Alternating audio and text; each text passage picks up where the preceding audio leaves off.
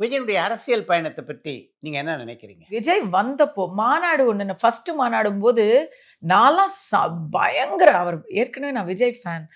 பயங்கரமா நான் வந்து இம்ப்ரெஸ் ஆயி நான் நெறைய பாராட்டியிருக்கேன் அவர. அவ்வளோ ஏன் நான் சிஎம் ஸ்டாலின் அவர்கள நேத்து பாராட்டியிருக்கேன். நல்லத வந்து நம்ம எப்பவுமே எடுத்து சொல்லணும். விஜய் அவர்கள் வரும்போது ஊழல் நிறைந்த இந்த அரசியல் உலகத்துல அவர் ஏற்கனவே மிகப்பெரிய நல்லா சாதிக்க வேண்டியதெல்லாம் சாதிச்சுட்டாரு. சம்பாதிக்க வேண்டியதெல்லாம் சம்பாதிச்சுட்டாரு. அவர் வந்தா டெஃபினெட்லி ஒரு குட் ஆப்ஷன் மக்களுக்கு கிடைக்கும்னு நான் நெனச்ச ஆளு தான். பட் அவருடைய செயல்பாடுகளும், அவருடைய கட்சியினரும் இப்போ எனக்கு அது ஏமாற்றமா இருக்கு. ஐ டோன்ட் திங்க் இத விமர்சனம்னு எடுக்க வேணாம். தமிழக மக்கள் நல்லா இருக்கணும். ஒரு வித்தியாசமான, நேர்மையான அரசியல குடுக்கணுங்கிறது தானே அவருடைய குறிக்கோள். அத அவரால தனியா குடுக்க முடியலங்கிறது எனக்கு இப்ப தோணுது. சின்ன விஷயத்துக்கே அவர் வந்து 1 மாசம் காணாம போயிட்டாருங்க.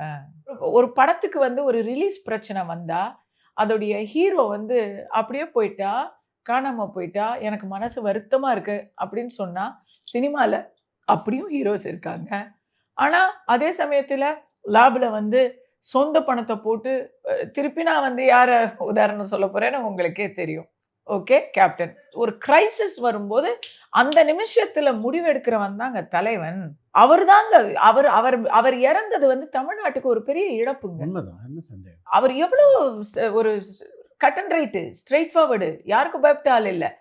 அம்மாவுக்கே அவர் வந்து கேள்விக்கு பயப்பட்ட ஆள் இல்ல. அவர மாரி இருக்குன்னு தான் நாம வந்து எந்த கேள்வியும் கேட்க போறதில்ல. கமல் மாதிரி கமல் மேல நம்பிக்கை வச்சோம். இன்னைக்கும் அவர் மேல நான் மரியாதை வச்சிருக்கேன். ஆனா அவர் அரசியல் நகைப்புக்கு இடமா இருக்கு. காமெடி ஆயிடுச்சு அது. இதுக்கு எதுக்கு அதுக்கு பருத்தி கோடவுன்லயே இருந்திருக்கலாமே பருத்தி மூட்டை. இவரும் அந்த மாரி பண்ணிருவாரோ அப்படின்னு. ஏன்னா அவர் பேசுறது எல்லாமே டிஎம்கேக்கு பி டீம் மாரியே பேசிக்கிட்டு இருக்கிறாரு இப்போ.